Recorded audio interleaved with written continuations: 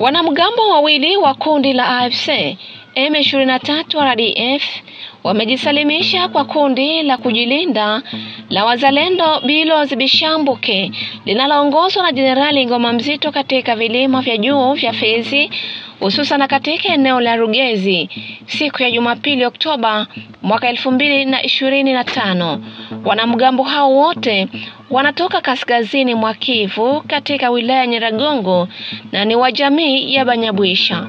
Baada ya kujisalimisha walipelekwa hadi Uvira ambako waliwasilishwa salama mikononi mwa serikali.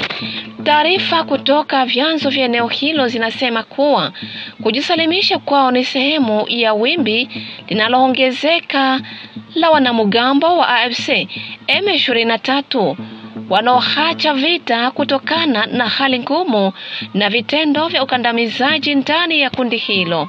Viongozi wa kundi hilo la Bilozi Bishambuke wamepongeza hatua hiyo, wakisema ni ishara chanya ya amani na maridhiano, huku wakitoa wito kwa wanamgambo wengine waliobaki kuweka silaha chini na kujiunga na njia ya amani. Jumatatu tarehe 20 Oktoba mwaka 2025, mkuu wa eneo la Nyiragongo Ephraim Kabasha ameongoza mkutano muhimu wa usalama uliofanyika katika ofisi ya utawala wa moja eneo la Kasumba, kijiji cha Kiziba ya kwanza. Katika mkutano huo ulihudhuriwa na Mfalme Butiti Kahembe wa 4 Izake, kiongozi wa utawala wa jadi wa Bukumu, ambapo walijadiliana na wakazi kuhusu masuala ya usalama ambayo yamekuwa yakiwasumbua wananchi wa eneo hilo.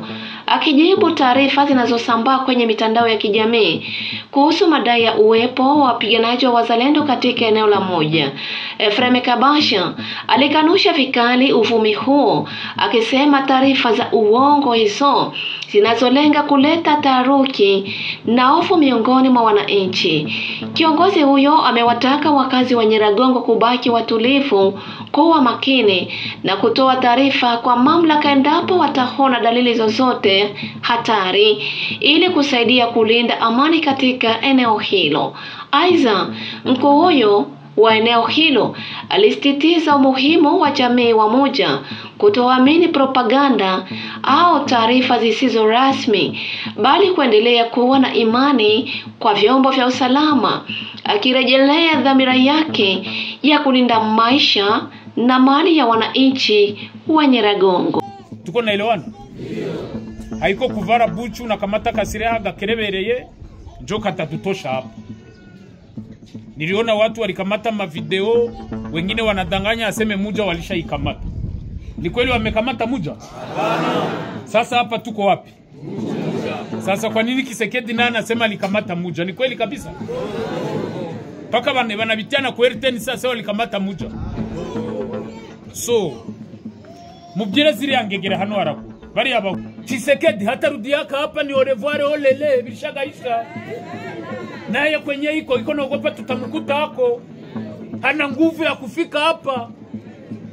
Dongo muire bule bujene bwe buko mna telefone tutakuya kesho bile bilishagaisha yo nani tele mawana ozawa pia mtabisikiaga tena. Tuko naelewana? Haina maana kujitia mkichwa mtu akudanganye bure. Na kama uko na sheri wako iko kule yuru mubazalendo, muite kwa telefoni mwambie sheri wangu aba banaume habatatokaka hapa, ona mabunduki ni za mupi, nyie mko na bwenyibu na kerebe hamutabaweza.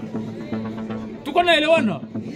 Mubambie bakuye mwenye anajiripoti, kama napenda jeshi anaingizwa kwa jeshi, kama napenda kwa raia biko narudia.